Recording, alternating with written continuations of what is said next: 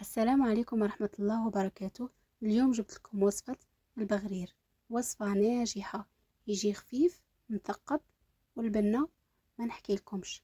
نمر مباشرة لطريقة التحضير. نحتاج زوج كيسان سميد. السميد يكون من نوعية رقيقة، ماشي متوسط وماشي الخشين.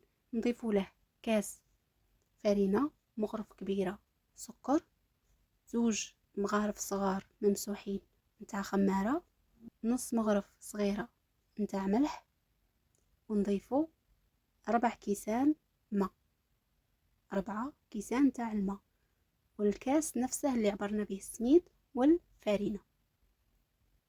أنا بعد ما ضفنا 4 كيسان نخلطو هاد المكونات مع بعض حتى تتجانس، والسر راه في الخلط، لازم نخلطوهم غاية.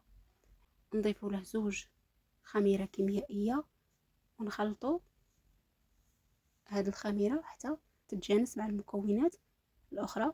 هنا بعد ما أصبح الخليط بهذا الشكل، القوام نتاعه كيما هاك، نحطوه في صحن ونخلوه يرتاح 5 دقائق ولا 10 دقائق. هنا بعد ما ارتاح، هذا هو الشكل نتاعه، يدير فقاعات صغار، ونطيبوه مباشرة. هنا شوفوا، مباشرة تحطيه في المقلاة يبدأ يدير هذوك الثقوب ويجي خفيف. شوفوا معايا، مباشرة تحطيه في المقلاة يبدأ يدير في هذوك الثقوب.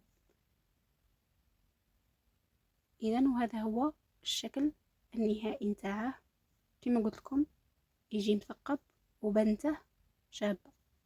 جربوه. مع السلامة.